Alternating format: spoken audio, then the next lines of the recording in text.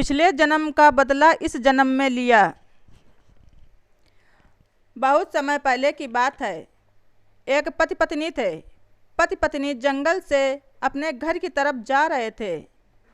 चलते चलते वे थक गए तो उन्होंने सोचा कि कुछ देर पेड़ के नीचे आराम किया जाए।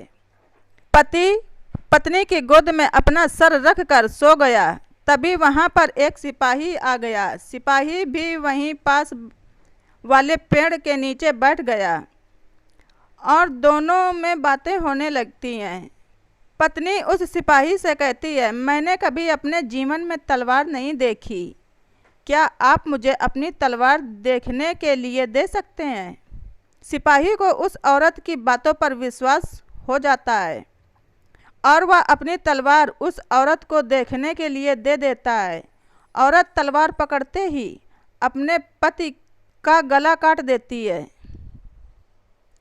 और तलवार सिपाही की तरफ फेंक देती है और खुद गांव की तरफ भागते हुए कहती है, इस सिपाही ने मेरे पति को मार डाला। यह बात राजा तक पहुंच जाती है।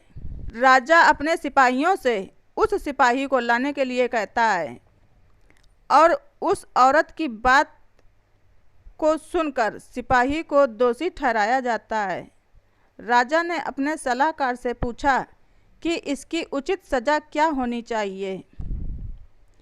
सलाहकार ने कहा, महाराज, इस सिपाही ने अपनी तलवार से इस औरत के पति की हत्या की है तो इसके दोनों हाथों को काट देना चाहिए ताकि वह कभी तलवार न चला सके। राजा ने ऐसा ही किया। सिपाही के दोनों हाथ कटवाकर उसे छोड़ दिया। सिपाही उस अपमान और दर्द को सहन नहीं कर पाता है और पहाड़ी से कूदकर आत्महत्या करने की सोचता है।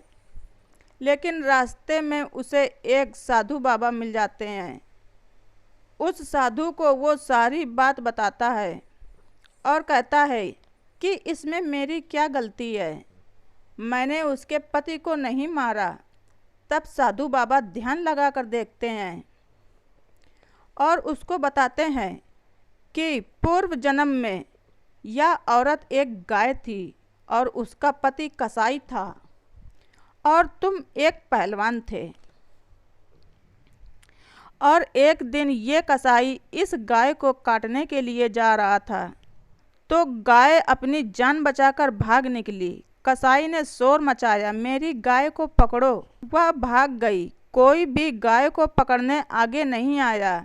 सब जानते थे कि यह कसाई गाय को पकड़कर मार देगा। पर तुमने अपनी शक्ति का प्रदर्शन करने के लिए आगे आए और अपने हाथों से उस गाय को पकड़ लिया और कसाई के हवाले कर दिया। कसाई ने उसे मार दिया और इस जन्म में वह गाय उसकी पत्नी के रूप में है और जो कसाई था इस जन्म में उसका पति था। वह उससे अपना बदला लेने आई थी और तुमने उस गाय को अपने हाथों से पकड़ा था, इसलिए उसने तुम्हारे हाथ कटवा दिए और तुम्हें अपने पिछले जन्म के कर्मों की सज़ा इस जन्म में भोगनी पड़ रही है। इसलिए कहते हैं कर्म फल भोगना ही पड़ता है, इस जन्म में नहीं तो अगले जन्म में। हमें सदा अच्छे कर्म करने चाहिए। जैसे जिसके कर्म वैसे ही उसके फल। यह कहानी आप सबको कैसी लगी कमेंट में बताना। धन्यवाद। ऋचा वाइस।